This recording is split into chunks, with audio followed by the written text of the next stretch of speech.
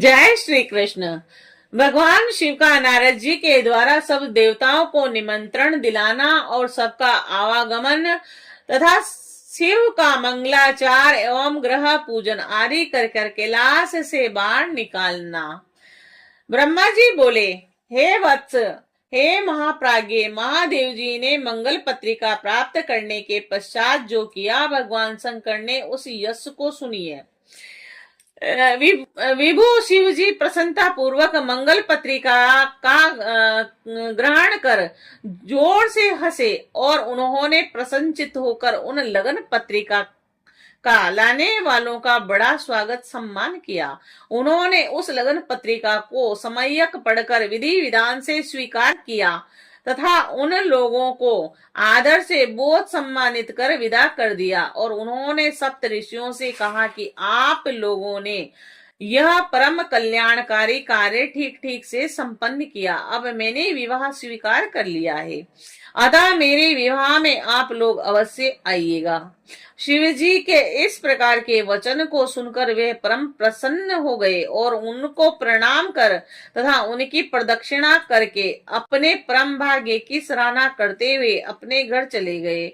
और हे मुनि, तब महान लीला करने वाले देवताओं के सहित देवेश्वर प्रभु शिव जी ने लोकाचार का आश्रय करते हुए शीघ्र आपका स्मरण किया और उस समय आप अपने सौभाग्य की प्रशंसा करते हुए बड़ी प्रसन्नता के साथ वहां आए और हाथ जोड़कर सिर झुकाकर विनम्रता से उन्हें प्रणाम करते हुए बारंबार जय शब्द का उच्चारण करके आपने उनकी स्तुति की। और हे मुने, इसके बाद आपने भाग्य की प्रशंसा करते हुए शिव जी से आज्ञा प्रदान करने के लिए आपने निवेदन किया। और हे मुनीश्वर, अब प्रसन्नचित होकर लौकिक गति को दिखाते हुए शुभ वचनों से आपकी प्रसन्नता करते हुए शिव जी कहने लगे। शिव जी बोले, हे मुनि श्रेष्ठ, मैं जो कहता हूँ उसे प्रेम पूर्वक सुनिए।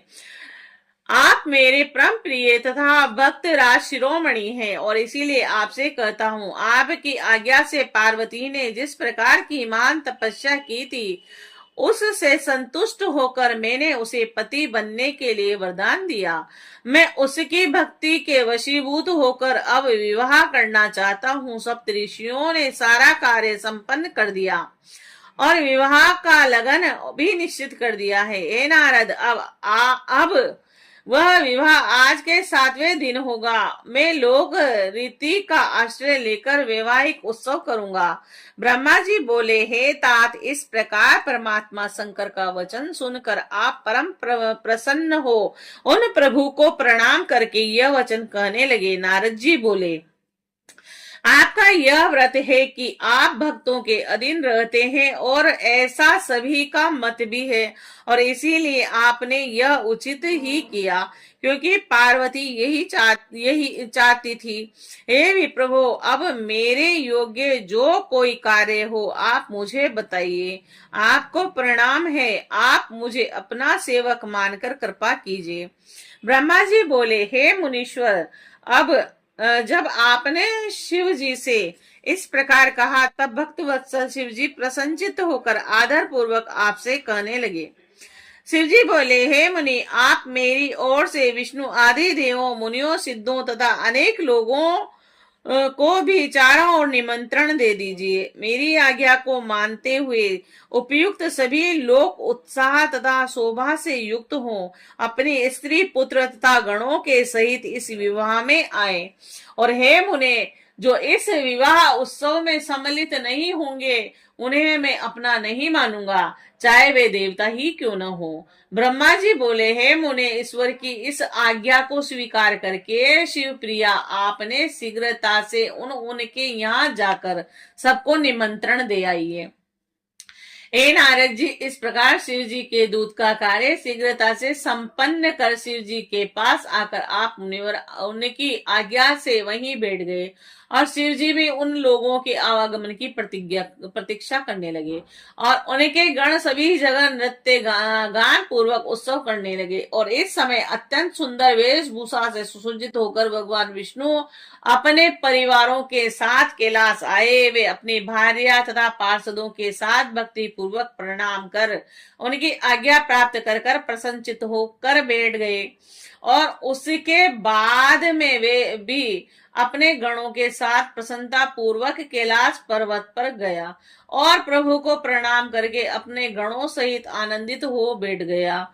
और इंद्र आदि लोकपाल भी अपनी पत्नियों तथा सेवकों के सहित नाना प्रकार के अलंकारों से अलंकृत हो उत्सव मनाते हुए वहां आए।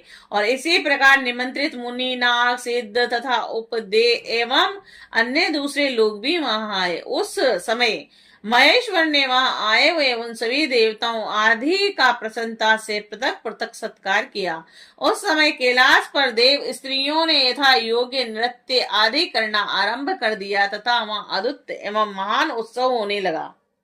मुने, इस समय जो विष्णु आदि देवगण शिव के यहाँ आए हुए थे वे सब शिव की वर यात्रा की तैयारी करने के लिए प्रसन्नता से निवास करने लगे।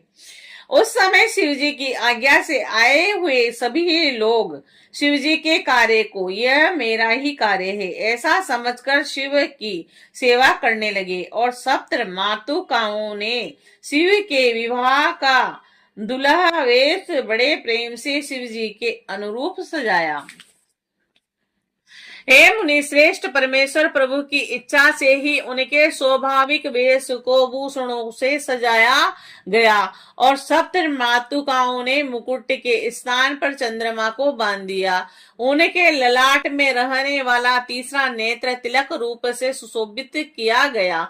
हे मुने, नाना रत्नों से देदीप्यमान दो सर्प दोनों कानों को अलंकृत करने वाले कुंडलों के रूप में सुशोभित हुए। उनके अंग में निवास करने वाले अन्य सर्प अन्य रत्नों से युक्त आभूषणों के समान सुशोभित हुए। उनके शरीर में लगी हुई विभूति, चंदन आदि पदार्थों से उत्पन्न उत्तम अंगराग हो गया। और उनका परम सुंदर गज चरम दिव्य द्रुकुल के समान हो गया। और उस समय शिव जी का ऐसा सुंदर रूप हो गया जो अवर्णनीय था। वे साक्षात ईश्वर हैं, अतः उन्होंने सभी ऐश्वर्य धारण कर लिया था। उस समय सभी देवता, दानव, नाग और पनंग, अप्सराएं तथा महर्षिगण उत्सव से युक्त होकर शिवजी के समीप जाकर प्रसन्न होकर कहने लगे। उन सभी लोग कहने लगे, हे महादेव, हे महेश्वर, हिमालय पुत्री महादेवी पार्वती से विवाह करने के लिए आप हम सभी के साथ कृपा पूर्वक प्रस्थान करें। तदुपरांत शिव तत्व को जानने के कारण प्रसन्न चित्त वाले विष्णु ने भक्ति पूर्वक शिव को प्रणाम कर उस प्रस्ताव के अनुरूप कहना आरंभ किया। भगवान विष्णु बोले, हे देवदेव, हे महादेव, हे शरणागत वत्सल, आप अपने भक्तों का मनोरथ पूर्ण करने वाले हैं। अतः हे प्रभु मेरा निवेदन सुने। हे शंभु, हे शंकर, आप ग्रस्त सूत्र की विधि से गिरिसुता देवी पार्वती के साथ अपने विवाह का कर्म कीजिए। हे हर, यदि आप ग्रह सूत्र की विधि से विवाह कर्म करेंगे तो सारे लोक में इसी प्रकार से विवाह की विधि प्रसिद्ध हो जाएगी। हे नाथ, इस लोक में आप अपने यश की घोषणा करते हुए कुल धर्म के अनुसार मंडप स्थापन तथा नांदी मुख कृत्य प्रसन्नता पूर्वक कीजिए। ब्रह्मा जी बोले, विष्णु के द्वारा इस प्रकार कहे जाने पर परमेश्वर शंकर जी ने समस्त लौकिकाचार मुझ ब्रह्मा के द्वारा संपन्न करवाया। और हे नारद, उन्होंने सारा अबुद्धि का सारा भार मेरे ऊपर सौंप दिया और मैंने भी मुनियों के साथ प्रेम पूर्वक सभी कृत्यों को पूरा किया। और हे महामुनि कश्यप, अत्रि, वशिष्ठ, गौतम और भागुरी, गुरु, कर्णव, बृहस्पति, शक्ति और